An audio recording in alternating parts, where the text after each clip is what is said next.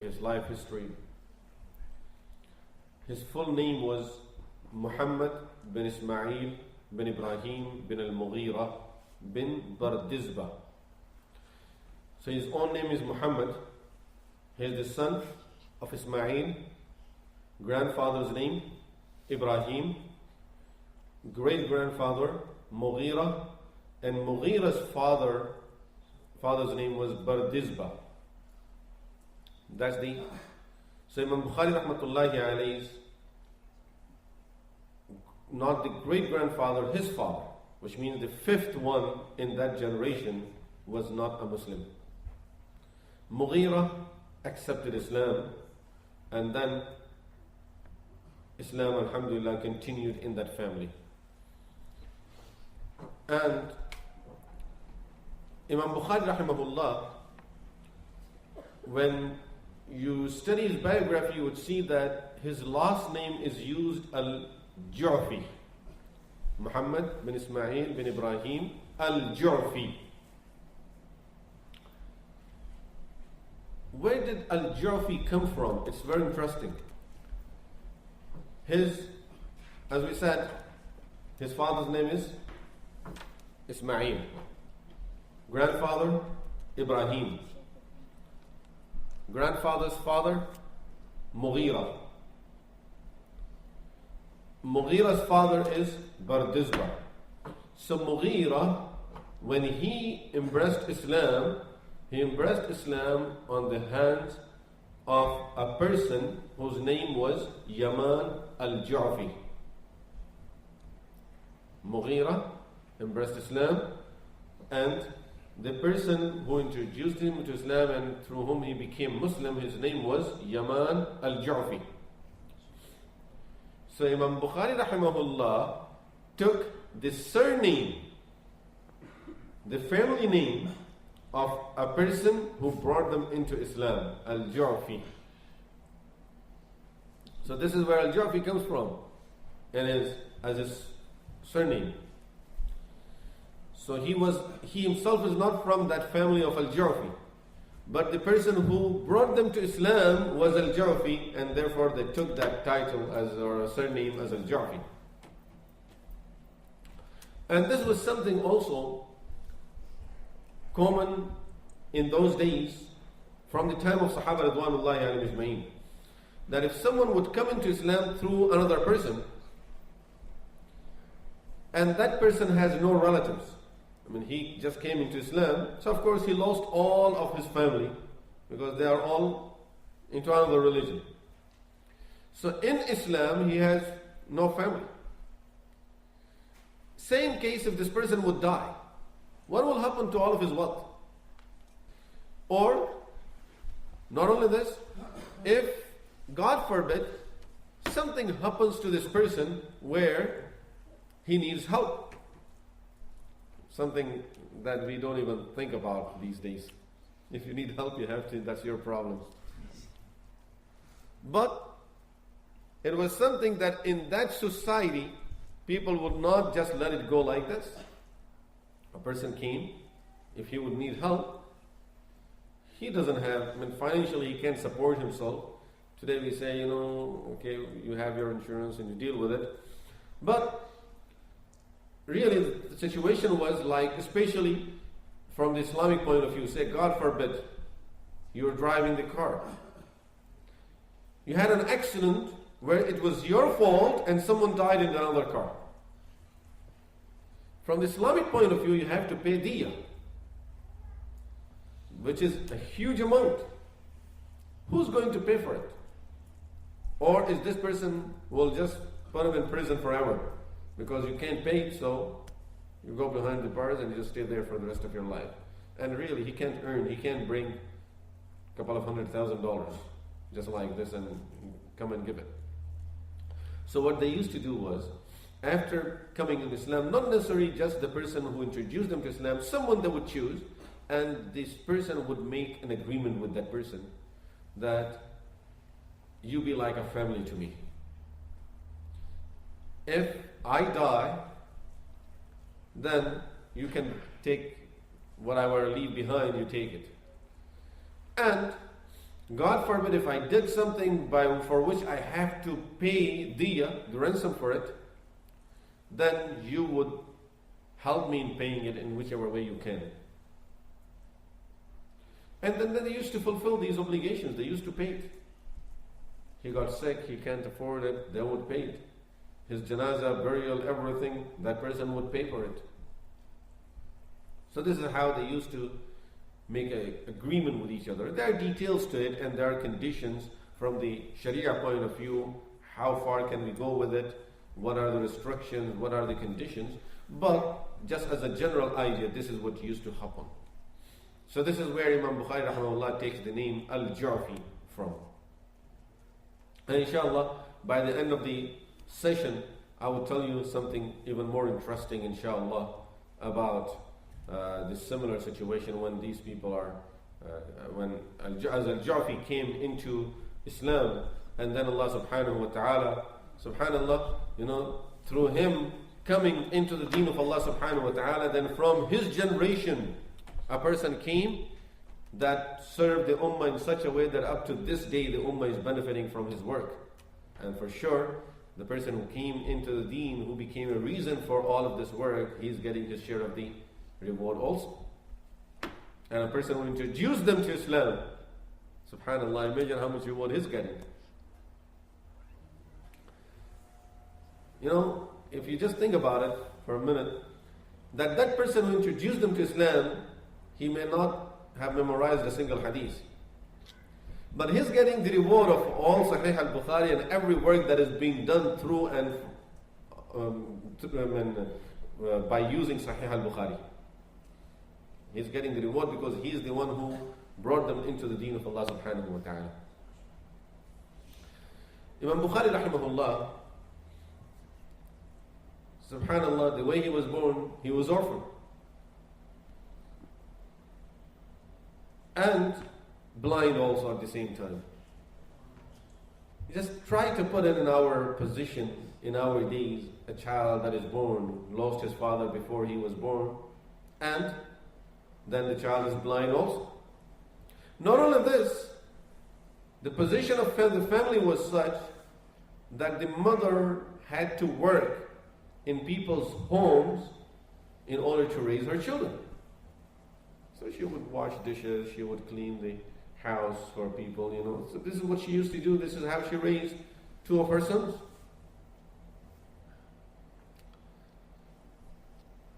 And throughout this time, his mother used to make dua for him, for Allah subhanahu wa ta'ala to give him the eyesight back. And of course, it was a mother that Allah subhanahu wa ta'ala blessed with a lot of taqwa and fear of Allah subhanahu wa ta'ala and iman, that every night she used to get up for Salat al-Tahajjud.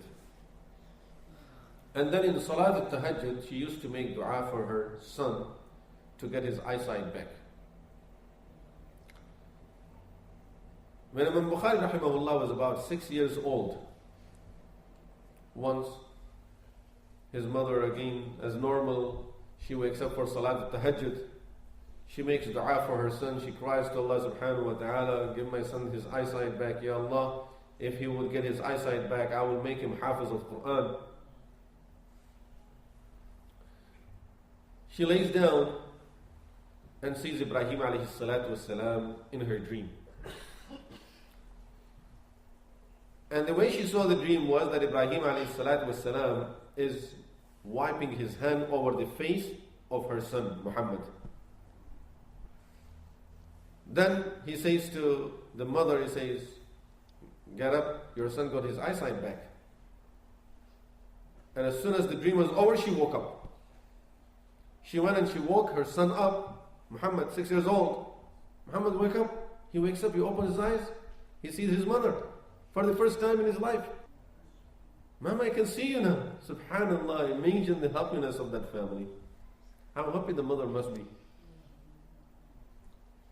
She wakes up, she wakes him up, he can see her, MashaAllah. This is a big blessing of Allah subhanahu wa ta'ala. She makes dua, she thanks Allah subhanahu wa ta'ala. The adhan of Fajr was called. She says, son, since you got your eyesight now, go and perform Salat al-Fajr in the masjid. 6 years old boy. Go and do your Salah in the masjid now. So he goes to the masjid, comes back. She says, son, now this is not your place anymore. This house is not for you to stay here anymore. That's it.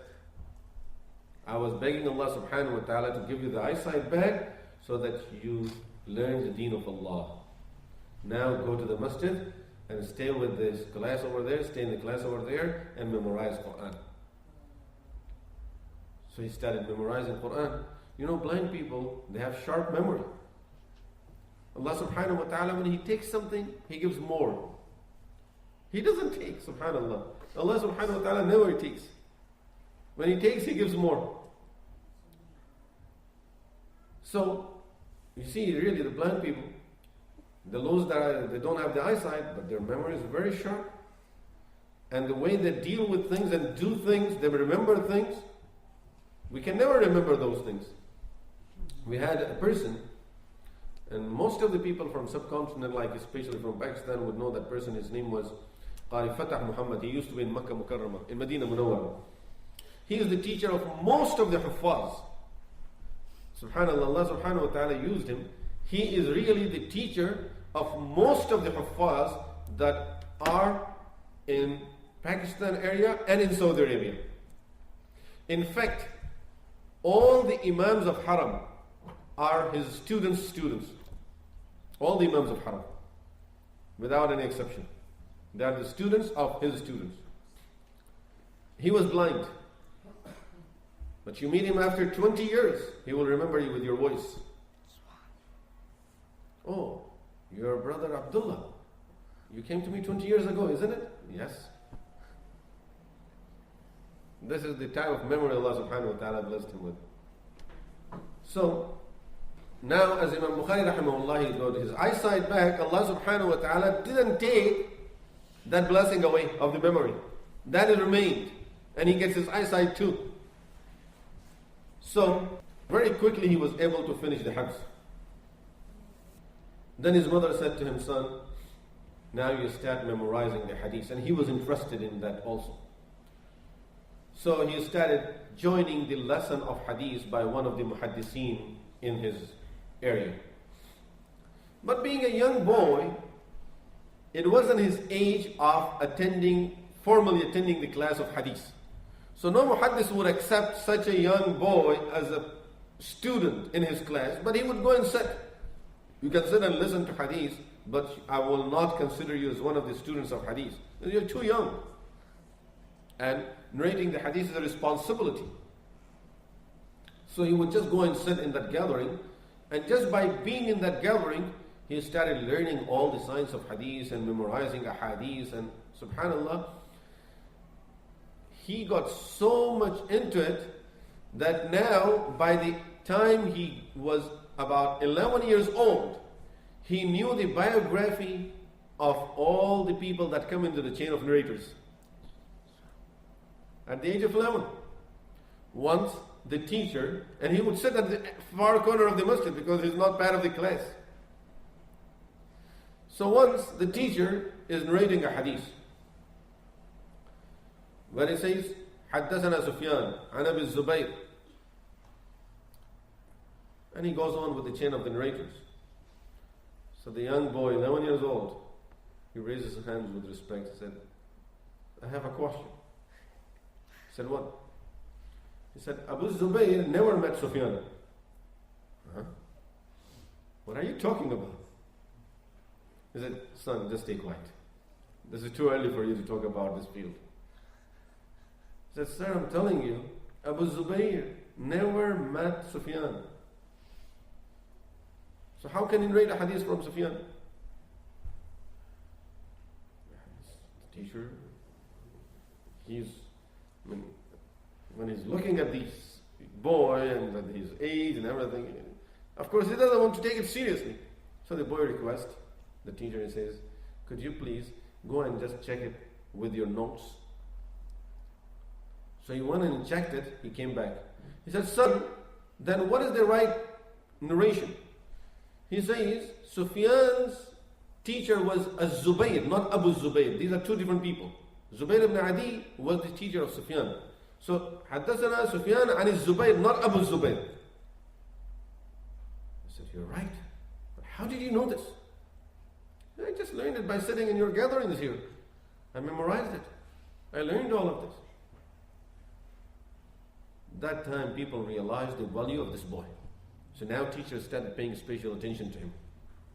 At the age of 18, he started writing the books of hadith and writing books about the narrators of hadith. There is a book called At-Tarikh al-Kabir. Most of the people may not even know the name of it, where he narrates a lot of hadith. That was the book that he wrote when he was about 18 years old. So anyway, Imam Bukhari rahimahullah, then he started traveling around the world. He went all around and learned the hadith from all the great muhaddiseen of his time. He went to Mecca, Medina, then he went to Basra, Kufa, Iraq, and all the cities of Iraq. And he kept on traveling around until he made sure that he got the hadith of all the great muhaddiseen. After that, Imam Bukhari rahimahullah, he started teaching hadith. As soon as he took that position of teaching hadith, subhanallah, everything turned around. What happened? No one likes him anymore. This is an amazing fact. That wherever he goes, no one likes him. He went back to his own hometown. They kicked him out of the town. Officially, they kicked him out of the town. He went and taught in another town. After some time, they kicked him out of that town. He went and started teaching hadith in another town. They kicked him out of that town. Where to go now? He had a relative in one of the small villages. And I'm making it very short because when there was a time when we were talking about Sahih Al-Bukhari, we talked in detail about the biography from Al-Bukhari rahimahullah. So, this kept on happening with Imam Bukhari rahimahullah, and he has a lot of opposition. The reason of that opposition was, wherever he would go, and he started teaching hadith, no one wants to learn from anyone else. So all the other people that were teaching there, their classes are empty. So of course, naturally, that thing would come, who is he now? Why is he pulling all of our students away? Why is he taking our position? And in most of the situation was the governor of the town and the leaders of the town. They thought, if he will have these type of gatherings around him all of this time, then he's a dangerous person. And at any time he can take our position also. He has to just tell his students that we don't like this governor, and it's done.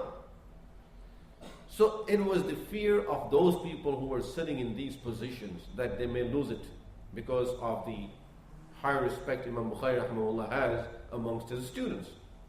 So this was the main reason he would have a position.